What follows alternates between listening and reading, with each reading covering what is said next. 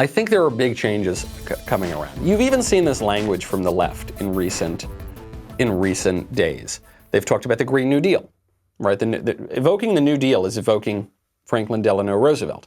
The New Deal was a major, some say, irreversible structural change to our constitutional order. You've heard about court packing. That's actually another idea that came from FDR. You've heard about lots of other major changes. Well, the Lincoln Project is out with a very scary commercial. Well, you know, the Lincoln Project are a bunch of these con artist, unemployed ex-Republican operatives and campaign consultants. So they're raising a lot of money from left-wingers, and they've aired this commercial with a big fear that if President Trump gets reelected, he might never give up power.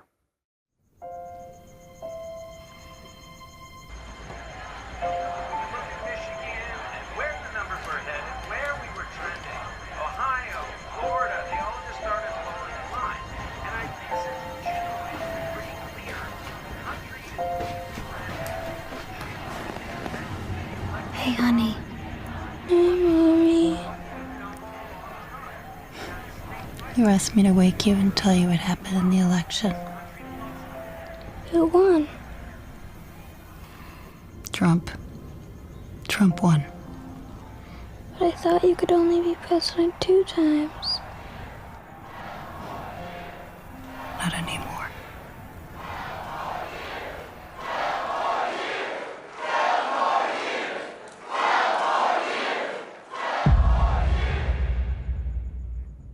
The Lincoln Project is responsible for the content of this. Of course, the Lincoln Project is responsible. Now, there is a real irony here, which is these left-wingers, and I include the Lincoln Project among them, are talking about how we need a New Deal, like FDR gave us, how we need to pack the courts, like FDR tried to do, and we need to be very afraid of Trump running for a 3rd term, like, wait for it, FDR did. Also ran for a 4th term. Actually, the only way we got rid of that American monarch was because he died in office, finally. And then they passed a constitutional amendment to stop people from doing that. Every president before FDR had followed George Washington's example and not served more than 2 terms, except for FDR, the American monarch, the one that the left wants to go back to. This is what the left does. They always project.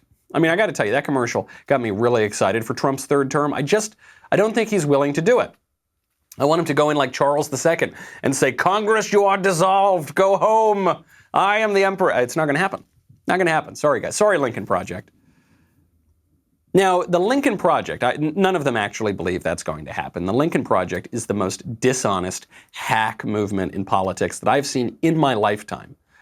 Okay, it is just pure grift. I know that word gets abused a lot these days, grift and grifter.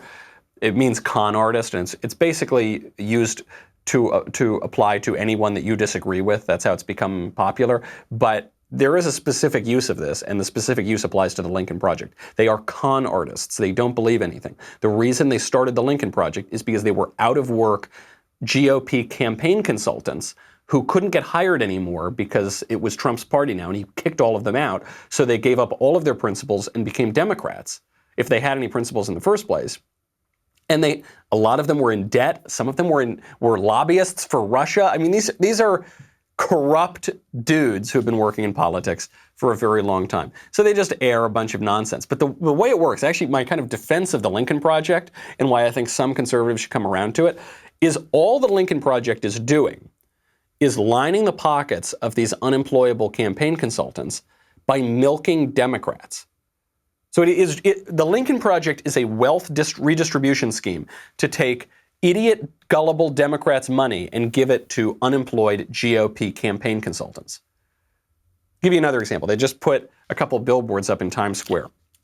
Jared Kushner saying, New Yorkers are going to suffer and that's their problem. And this is a quote, obviously taken way out of context from Jared Kushner. And then it's next to one of Ivanka, who, I don't know why Ivanka's on the billboard, but it says 33,000 New Yorkers dead, 224,000 dead Americans.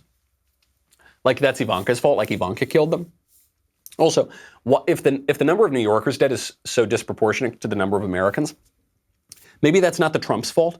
Maybe that's the fault of Andrew Cuomo, the governor of New York, or Bill de Blasio, the mayor of New York, Right? I don't know why that would become the Republicans' fault. But it actually doesn't matter. Why are there billboards up in New York? Why is a campaign organization that is dedicated to kicking Trump out of office, why are they spending their money, a lot of money, on billboards in New York? Trump's not going to win New York. It's not a battleground state.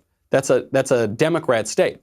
The reason they're doing that is so that they can advertise for the Lincoln Project and get more money. They've been doing this on Morning Joe. Nobody watches Morning Joe except for gullible leftists who are likely to give money to leftist organizations. So they've been running advertisements on Morning Joe in Washington, D.C. People aren't going to vote for Donald.